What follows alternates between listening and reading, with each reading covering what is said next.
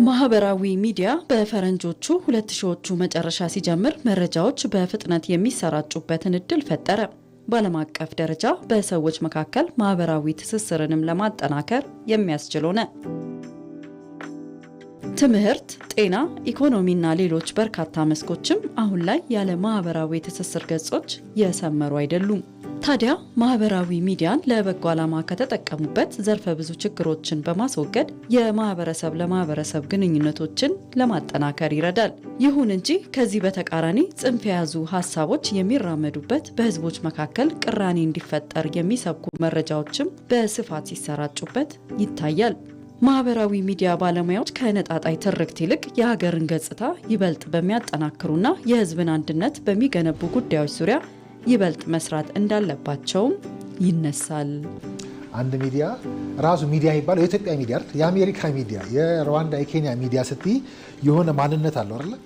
ስለዚህ እዛ ማንነቱ ላይ እኔ ይገለጽበታል። የእንትን ሀገር ሚዲያ ነኝ ሲል ያን ሀገር የሚገልጽ ነገር ነው የሚሰራው። ሚዲያው ስንል ራሱ እኮ የጥበቡንም አይደል? ይሄ ኪነ ጥበቡንም ስነ ጽሁፍ ውስጥ ያሉትን ሰዎች በሙሉ ይገልጻልና አሁን ስሩ ተብለው ስለ ብሔራዊ ጥቅም አውሩ ተብሎ ብቻ ማውራት ሳይሆን ያ ሚዲያ የዛ ሀገር ሚዲያ መሆን የሚችለው ወይ ደግሞ ያ ጥበበኛ ያ ጥበብ ሰው የዛ ሀገር ሰው የሚባለው እኮ በዛ ብሔራዊ መግባባት ላይ የሆነ ነገር ማዋጣት ሲችል ነው።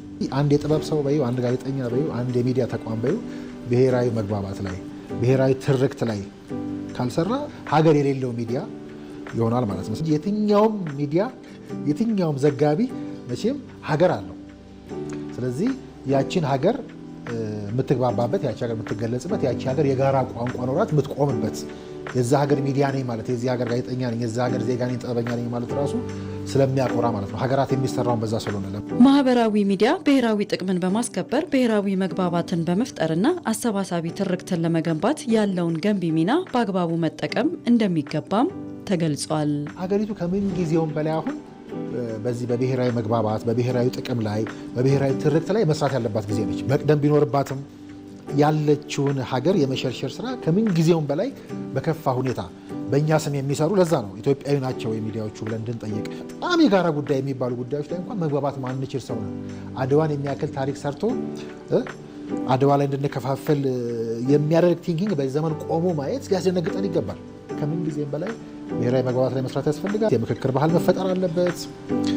ዜጎች ማንቃት ላይ መስራት አለብን። እነኚህ ሁሉ በሚዲያ የሚሰሩ ናቸው። በኢትዮጵያ ባሉ ማህበራዊ ሚዲያዎች የሚሰራጩ ሀሰተኛ መረጃዎችን ከትክክለኛው በመለየት ሀገርን በሚገነቡ ጉዳዮች ላይ ማተኮር ይገባል ያሉት ደግሞ የኢትዮጵያ መገናኛ ብዙሃን ባለስልጣን ዋና ዳይሬክተር ዶክተር ሳምሶን መኮንን ናቸው። የሚዲያ እውቀት ደረጃችን ዝቅ ባለበት ሀገር ውስጥ ደግሞ ሶሻል ሚዲያ ውስጥ የምናየውን ነገር የምናገኘውን መረጃ እውነት ነው እውነት አይደለም ብለን የመመርመር ባህል አለን። እሱ ትልቅ ጥያቄ ነው። ሁሉም አፍራሽ ነው አይደለም፣ ግን በአመዛኙ ኮሌክቲቭሊ ሁሉም ሚዲያ ተባብሮ የኢትዮጵያን ጥቅም በሚያስከብርበት መንገድ የኢትዮጵያን ሰላም በሚያስከብርበት መንገድ አዌርነስ በሚፈጥርበት መንገድ ፖዚቲቭ ኮንትሪቢዩሽን ተጽዕኖ በጎ ተጽዕኖ እንዲኖረው ስራዎች መሰራት መቻል አለባቸው። የኢትዮጵያን ህብረ ብሔራዊ አንድነትና ብሔራዊ ጥቅሟን ለማረጋገጥ ማህበራዊ ሚዲያዎች በጋራ መስራት እንዳለባቸውም ተገልጿል።